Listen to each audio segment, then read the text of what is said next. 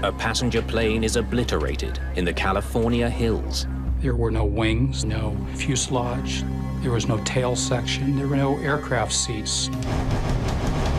Hardened steel is ripped to pieces. This was the worst damage I've ever seen. The wreckage paints a grim picture of the final moments of Pacific Southwest Airlines Flight 1771. The plane reached impossibly high speeds. They tell us that it actually broke the sound barrier. Passengers experienced crippling G-forces. We assessed the impact forces around 5,000 Gs. It would have been a horrifying experience, the final few seconds of their lives. Whatever brought down Flight 1771, investigators are certain of one thing. It was not an accident.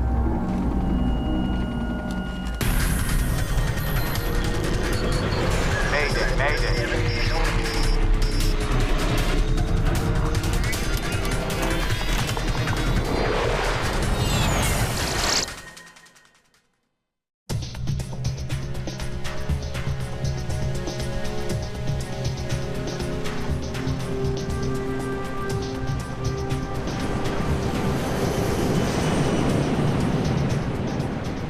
Los Angeles International Airport, one of the busiest in the world.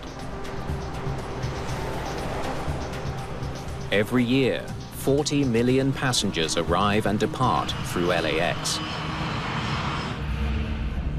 At Terminal 1, a group of passengers and crew bound for San Francisco are making their way through security.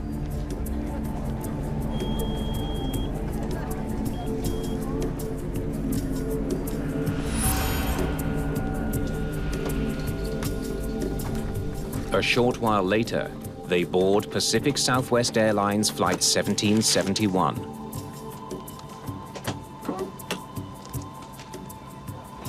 Pacific Southwest really was what we'd call a large regional airline at the time. Maybe you set me up with a scotch on your way back? They had service in about 30 cities all over, mostly the western part of the United States. The flight from Los Angeles to San Francisco is one of the most popular routes at Pacific Southwest, also known as PSA. Among the 38 passengers are several PSA employees, including the airline's chief pilot. It's very common for airline employees to commute between cities for work, and so people would take a bus to work. Many airline employees take a plane to work. Captain Greg Lindemood has been flying with PSA for 14 years. The father of 3 is also a decorated combat veteran. Brakes. Brake set. Flaps up. Spoilers retracted. First Officer James Nunn only joined the airline the previous spring. He's also logged thousands of hours in the cockpit. Thrust levers.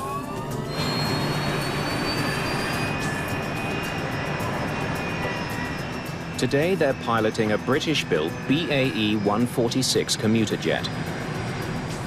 With quiet turbofan engines, it's designed for short-haul flights over densely populated areas.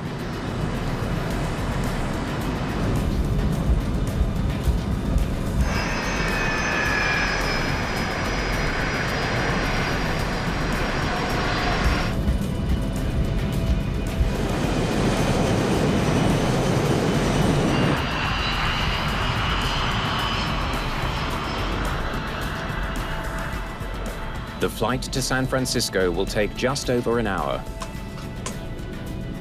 So do you know what you're getting the boys for Christmas? Well, it's gonna be Nintendo, and with what it costs, I think they can both share it. Anything to drink, guys? I'm fine, thanks. Okay, just holler if you change your mind. Flight 1771 is cruising at 22,000 feet above the California countryside.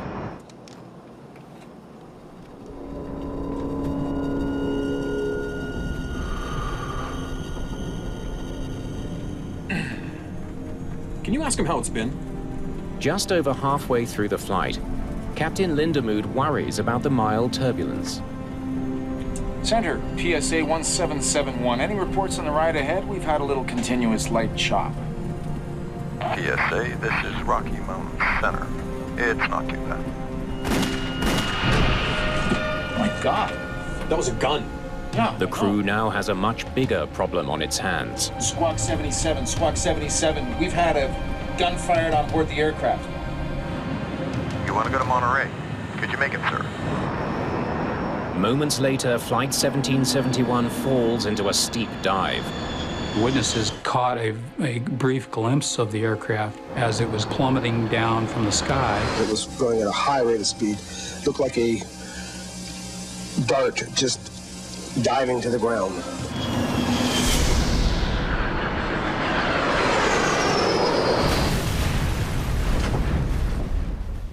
Flight 1771 crashes into an isolated hill 280 kilometers northwest of Los Angeles. Police get to the crash site and find a 30-ton airliner obliterated.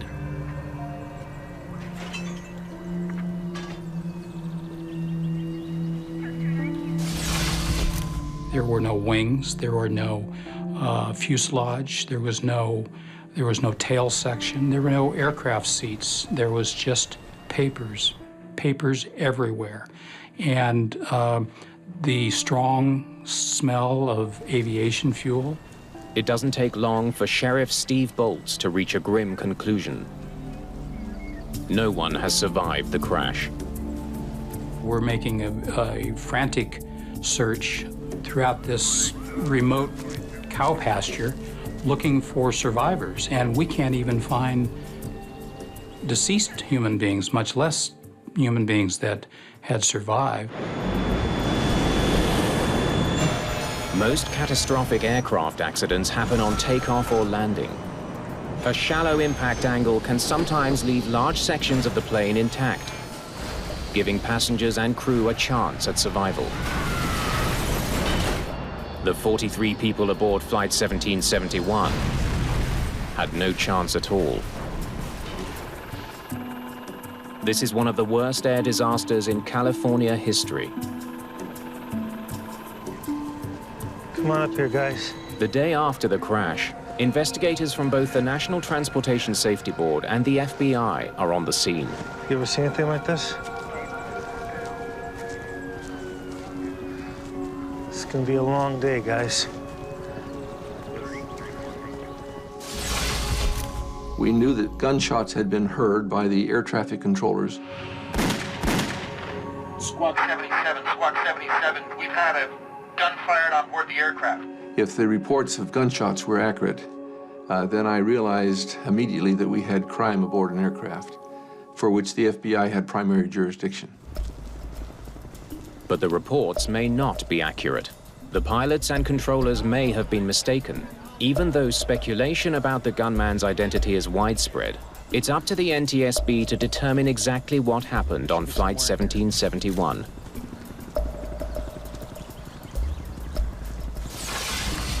One of the things you have to avoid in accident investigation is preconceived notions. For example, most of us never turn on the radio, never watch television on the way to the scene, because even though you might not consciously be aware of it, you can get front-loaded with information, and when you get there, you may subconsciously start looking for things to substantiate that background. So you try to arrive on scene with a totally objective view of what's going on.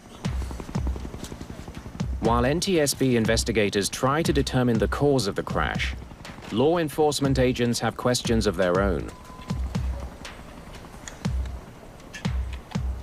It's establishing who had motive, establishing who had access, establishing who was the intended victim. Right there. They should be somewhere right in there. The FBI is searching for evidence of a crime, the NTSB for clues about the crash. If they can recover the black boxes, they may find both.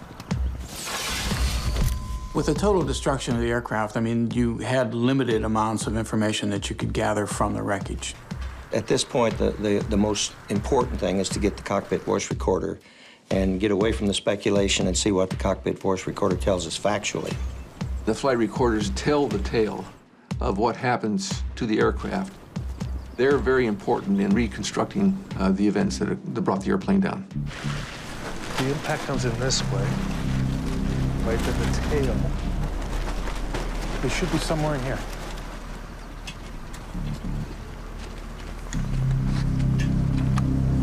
I think that's it. After hours of searching through the shattered remains, the effort finally pays off. They recover the plane's 2 black boxes. The first recorder that was recovered was the cockpit voice recorder, and that was recognized by its orange cover and all that was still, although badly mangled, was still recognizable as a recorder. The second black box has suffered even heavier damage. The flight data recorder captures critical information about the aircraft's performance. What a mess. What a mess. It had been so badly mangled, it wasn't recognizable as a flight data recorder. Both recorders will be sent to the NTSB laboratory in Washington. It is far from certain whether the data they hold can be successfully retrieved. Without it, investigators may never know what happened on Flight 1771. That's about the first thing you do when you get on scene, find the cockpit voice recorder. You can't overemphasize how important that was in this case because we had no airframe left to work with. We really had no wreckage in the normal sense of the word. At the NTSB laboratory in Washington, Dennis Grossi examines Flight 1771's badly damaged cockpit voice recorder. The case itself was basically crushed. It was bent in like somebody grabbed it and pushed it together like that. And this is hardened steel, and we assessed the impact forces around 5,000 Gs just based on the deformation of the crash enclosure. The recorder, the aircraft, and everyone on board suffered an impact force 5,000 times the force of gravity. The world's best fighter pilots can handle a sustained force of 9 Gs. In a crash, the human body can sometimes survive 100 Gs for a split second. A force 50 times as strong is difficult to comprehend. Dennis Grossi knows the immense impact may have ruined any chance of hearing the last words from the cockpit of Flight 1771.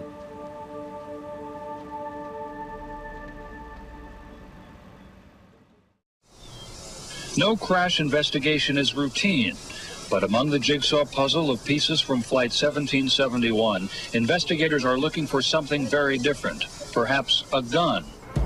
Finding the weapon could help the FBI identify who might have fired shots on board Flight 1771. But for the NTSB, gunfire alone does not explain this accident. A bullet should not bring down a modern commercial jet. There's a lot of misconception about decompression and about whether or not for example, a single shot could bring down an aircraft. And if it's simply a shot through the fuselage of the aircraft, the answer would be no. It takes a much larger hole in the fuselage for there to be an explosive decompression. The kind of hole that led to one of the deadliest air disasters of all time.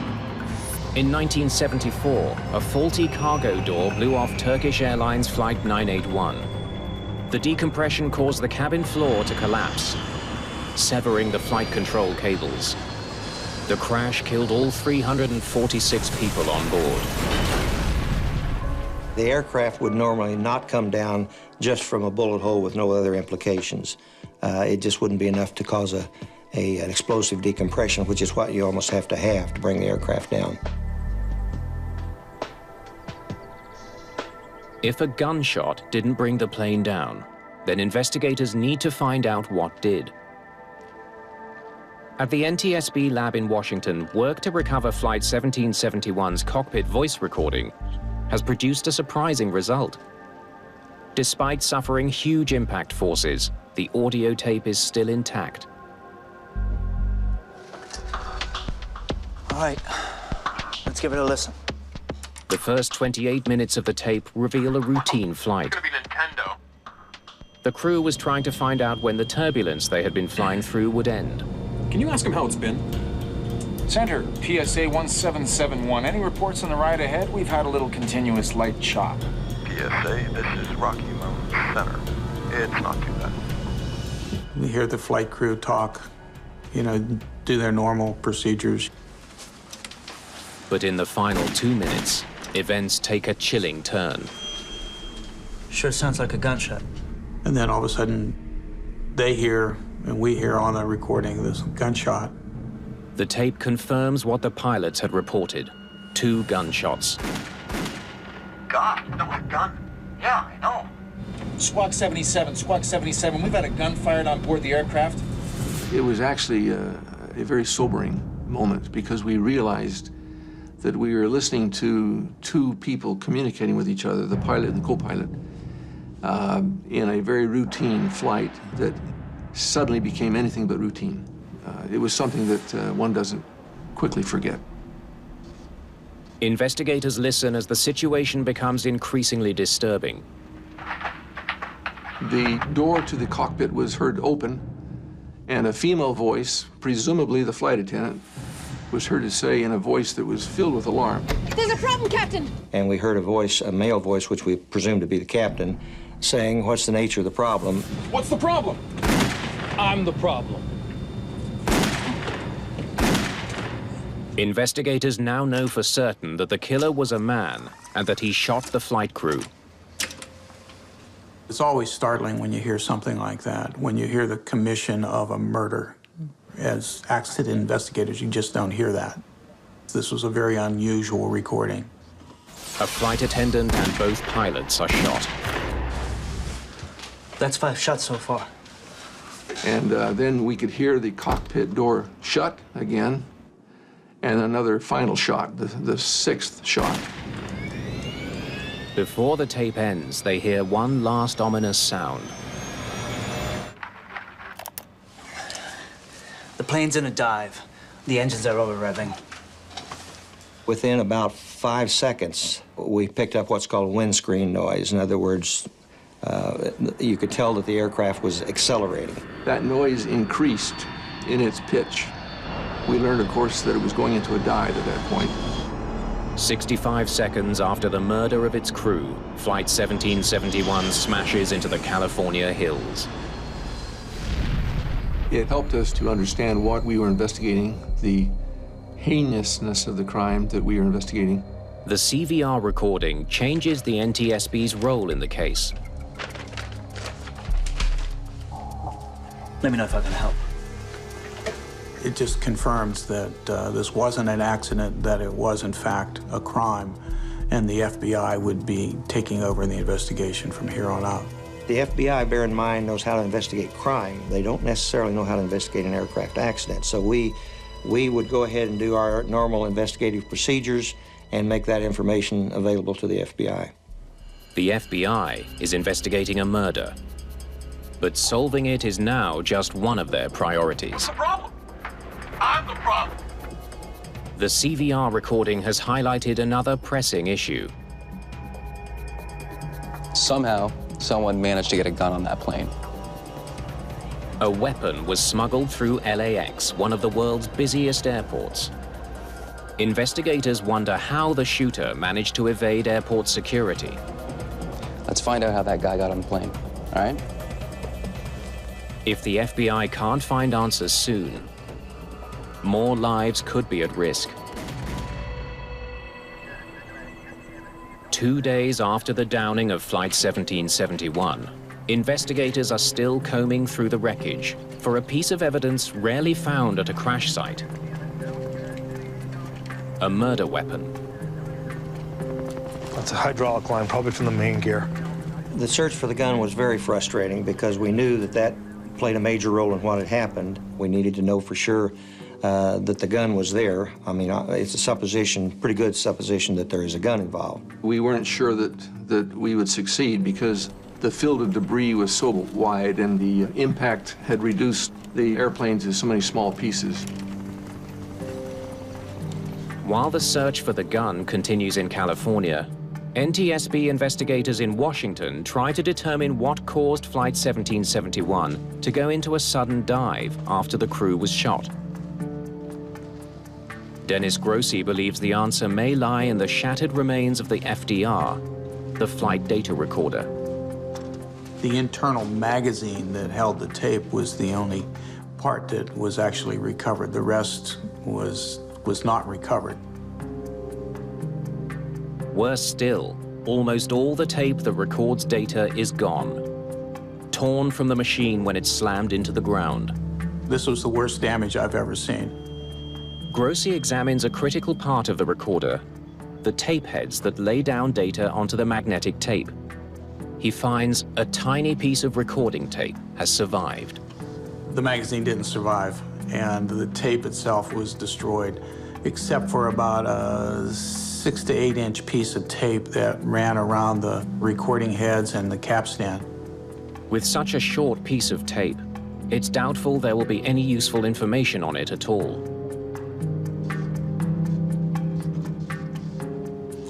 We worked real hard at trying to get all the data that we could off of that little piece of tape.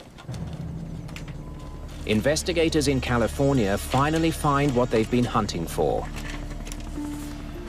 the barrel of a gun. The gun was found by one of the FBI agents pretty much in the middle of where the aircraft impacted. We were very, very fortunate when we found the gun. It was an unbelievable stroke of luck. It's not just any gun. It's a .44 caliber Magnum. A .44 Magnum was considered the most powerful handgun that you can have. But the barrel alone isn't enough. They need the rest of the weapon.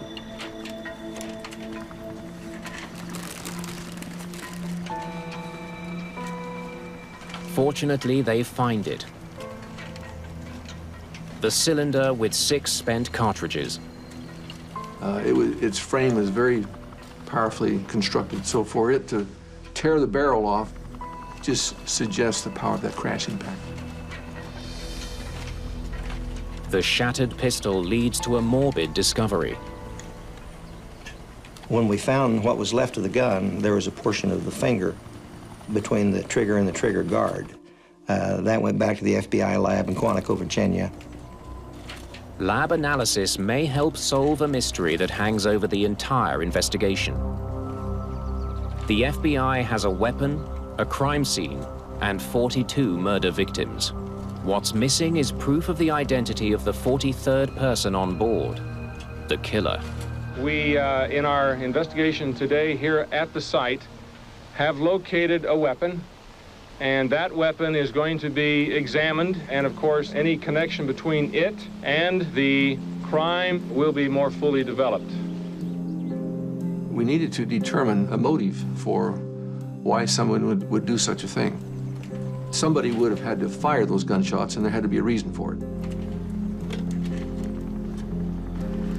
It's part of a seat, part of the frame.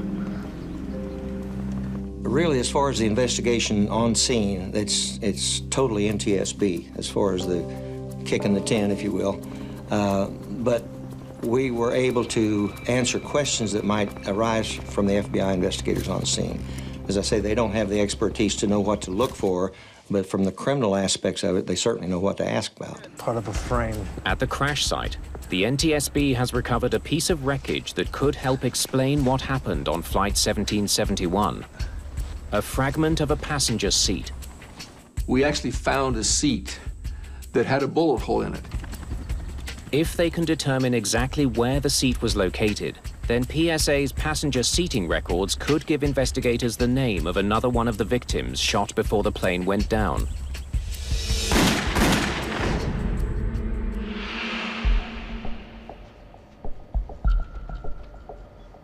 Dennis Grossi has done all he can to salvage data from the small fragment of tape recovered from the flight data recorder. I was able to decode that little strip of tape, and I got the last seconds. It does contain data, but only 6 seconds worth. Investigators learned that in its final moments, the aircraft was operating normally, with no mechanical problems, except for one thing.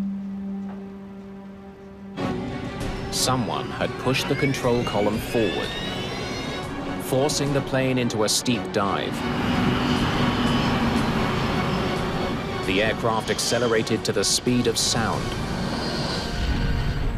Went in from 22,000 feet with cruise power on all 4 engines. Investigators now understand why only very small pieces of wreckage were found at the crash site.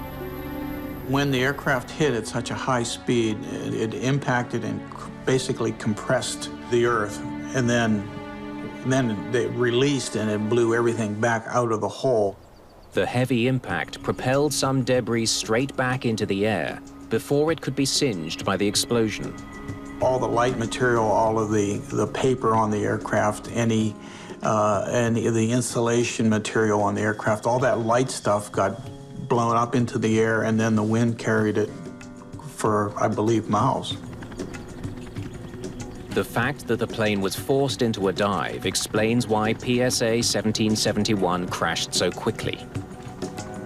It also adds even greater urgency to the FBI investigation. Since it was almost certainly the killer's hand on the controls, this is now the worst mass murder in California history. But investigators still don't have enough evidence to be certain who the killer was, nor who he was trying to kill. Was it the work of a madman who wanted to commit mass murder? Or did the killer target one particular passenger and coldly sacrifice everyone else on board?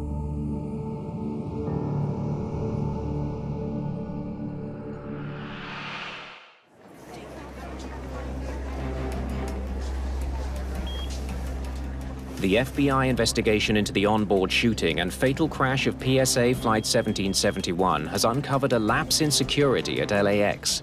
It may explain how a gun was smuggled onto the aircraft.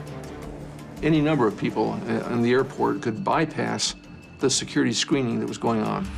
Agent Bretzing learns that airline employees with valid identification are allowed to bypass security at LAX. What they had set up is a bypass for crew members and airport employees, actually anybody that had the proper badge. You would show your badge and they would allow you to bypass both the metal detector and the X-ray unit. It was a big loophole. Bretzing knows the killer was a man, and from Flight 1771's passenger manifest, he can see that there were 4 male passengers who worked for either Pacific Southwest or its parent airline, US Air.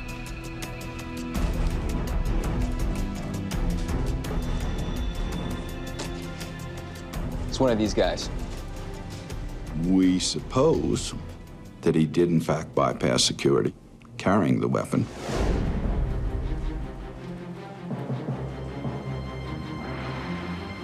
Investigators need to prove conclusively who smuggled the gun on board. At the FBI laboratory, forensic specialists analyze the piece of skin found in the trigger guard.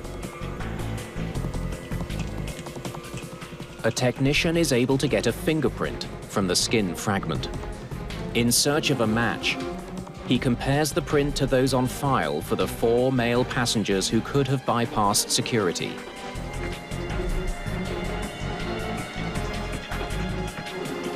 And he finds a match. There was enough of the forefinger that they were able to peel open and then match it. Just days after the crash that claimed 43 lives, the FBI has positively identified their killer. That was a key element in the investigation. His name is David Burke. David Burke cleaned the airline. He was one of those employees who would go in after he had landed and help to clean up the inside. Investigators now know David Burke smuggled a gun on board Flight 1771. What they now need to explain is why. A motive gives you understanding. It helps to develop the full mosaic of the crime. Knowing the motive, you're able to conclusively determine what happened. Day 3 at the crash site. Still sifting through the strewn remains of the plane, investigators uncover a bizarre but telling piece of evidence. one that points directly to the motive behind David Burke's crime. During the search, one of our people found an air sickness bag and knew immediately that it was a pertinent piece to the puzzle. Because he pushed the plane into such a steep dive, Burke unwittingly ensured that the vital clue could be discovered. The air sickness bag had a very ominous message pinned on it. Burke had written the unsigned note during the flight. He expressed a grudge against a man called Ray. Hi, Ray. I think it's sort of ironical that we end up like this. I asked for some leniency for my family, remember? Well, I got none, and you'll get none. That was the message that we recovered from that air sickness bag. The air sickness bag is the conclusive clue they've been searching for, the clue that establishes David Burke's motive.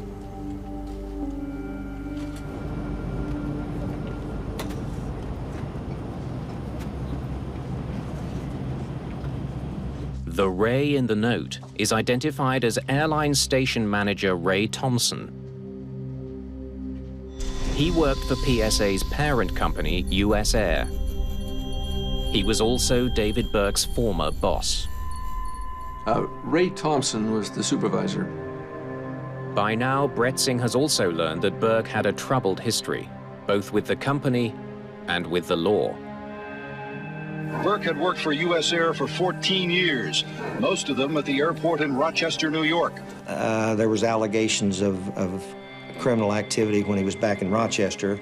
Burke was someone they had watched carefully for narcotic trafficking and larceny.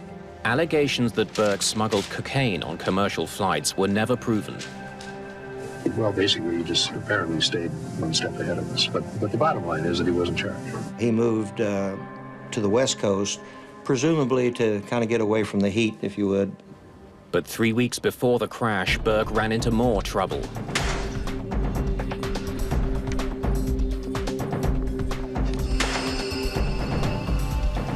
He was fired from the company after being caught on tape helping himself to the in-flight bar proceeds.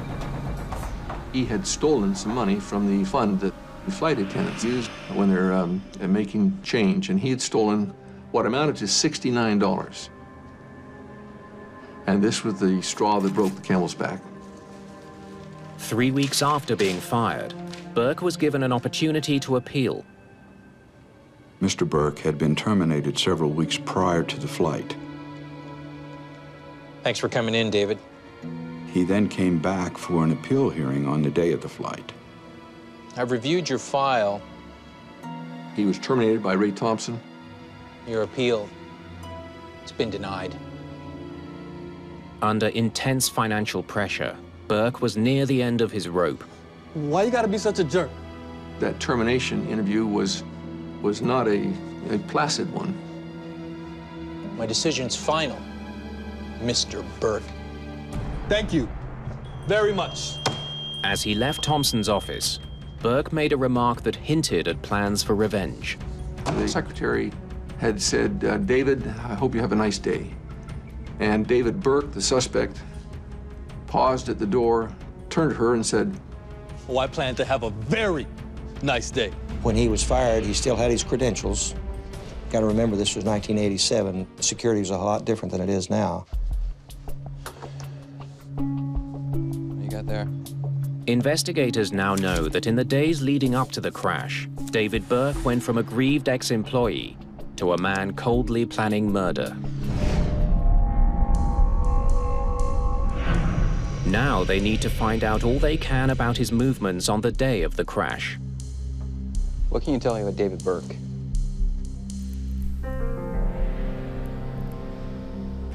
After his meeting with Thompson, he went to his locker, possibly to get the gun.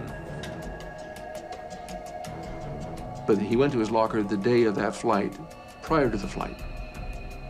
Whether he retrieved his gun from the locker or not, we are not sure. Instead of returning to the office, Burke decided to buy a ticket for Flight 1771. a flight he knew Ray Thompson would be on. Ray Thompson lived in San Francisco, and he flew regularly on that flight to return to San Francisco at the end of the day. It was common knowledge among the employees that Ray Thompson would be on that flight. Why Burke opted to kill so many others along with his former boss is a question that defies rational explanation. The average person certainly would not act with the rage and the vengeance that had to consume David Burke prior to this act. One can only imagine that there must have been something else wrong with David Burke. He just decided to take it out as an act of revenge against the company. I don't know that there's any other motivation that we can come up with. It's clear Burke's attack on Flight 1771 was meticulously planned. But exactly how events unfolded once his rampage began is still uncertain.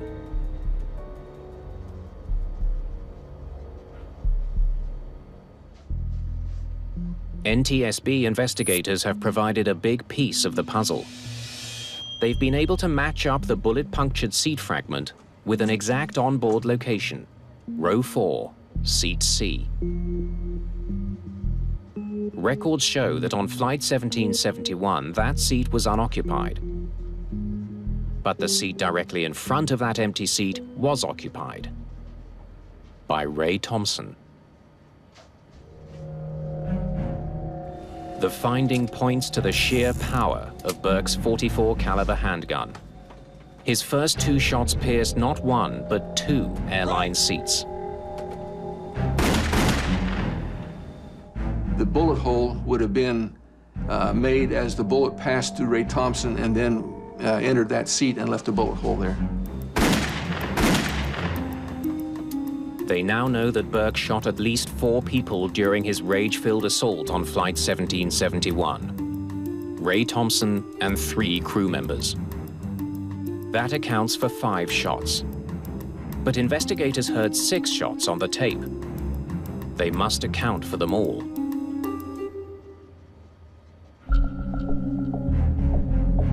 The gunshot sounds were picked up by a microphone in the cockpit.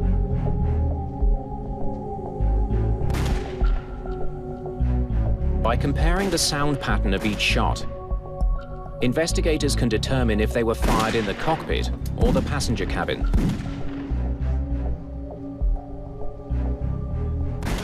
The shots that were fired in the plane, not in the cockpit, but in the plane, were distinct but muffled.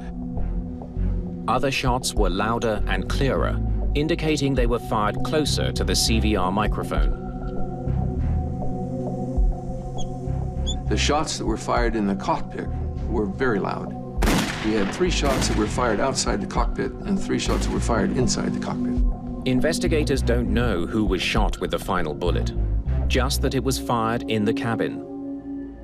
It's enough for them to finally piece together a picture of the horrific final moments on board PSA 1771.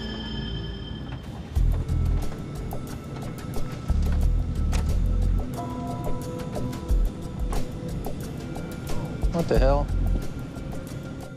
You can imagine what Ray Thompson must have thought as this person whom he had just terminated a few hours before walks past him in the airline, hands him this note, and then probably goes into the men's room.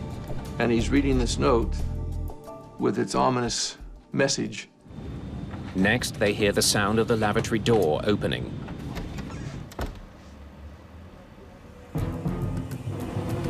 So we're assuming that he handed Ray the note, went into the restroom where he took out the gun, came back out, we heard the door close again just before the shots. Ray! Ray Thompson probably has the most merciful of all the deaths on that plane. In less than a minute, a routine flight has become a nightmare. There's a problem, Captain. What's the problem? He was very careful. He had done the planning thus far fairly well, and we believe he followed through with that plan. I'm the problem.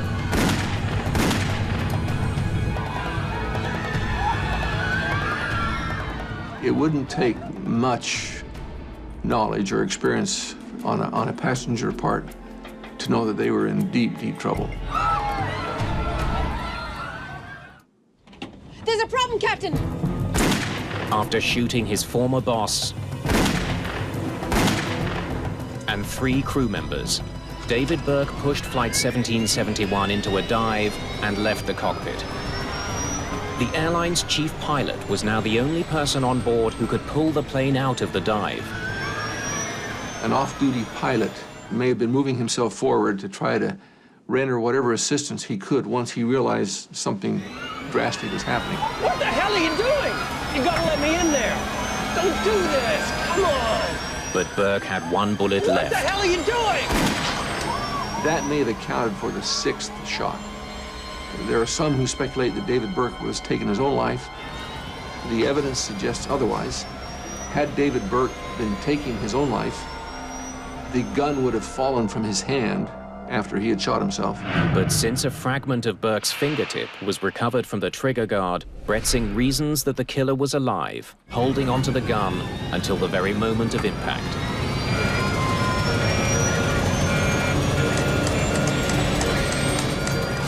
Alarms were sounding in the cockpit.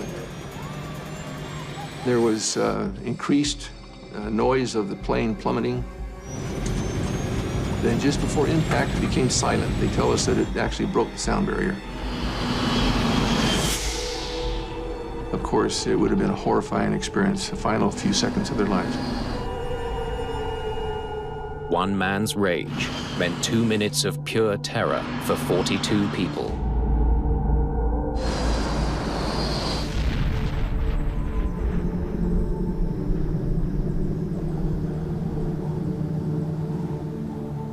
The FBI believes 1 man was responsible for the crash of PSA Flight 1771 in the hills of San Luis Obispo County, in which all 43 on board were killed. With all of the evidence that we have recovered here, that we would have more than sufficient to charge David Burke with the violation of the air piracy statute. The unprecedented crime is solved. But aviation authorities are left with a troubling question. Could it happen again? The tragedy of Flight 1771 provoked action from the Federal Aviation Administration. The body that regulates the airline industry took urgent measures to tighten security. The FAA came out and canceled the bypass authority, so therefore air crews and employees would have to go through the normal screening as any passenger would. Now it's required that any employee that leaves an airline, whether they've been fired or quit or retired or whatever, must turn their credentials in immediately. Getting on an aircraft with a gun now, I won't say that it's impossible, but it's next to impossible. But the new measures would not prevent the world's deadliest hijacking incident. The 9/11 attacks would usher in sweeping new airline security procedures. After 9/11, several security gaps were certainly plugged. There are now federal air marshals on board many domestic U.S. flights. These are armed officers that are on flights in plain clothes. Cockpit doors have been reinforced with Kevlar, and they stay locked throughout all flights. The doors are built so that they're very hard to get through. They're ballistically sound. If David Burke was on a plane today, when he got to the cockpit, he couldn't have gotten in with the weapon he had, so he would have been able to still injure or kill people in the back, but he could not have brought the plane down. Finally, many domestic airline pilots are now allowed to carry firearms. All of these measures have made flying safer, but nothing can completely eliminate the risk of another David Burke. Well, in my view, aviation security has been heightened tremendously. But we still have a ways to go, and aviation will always be a target.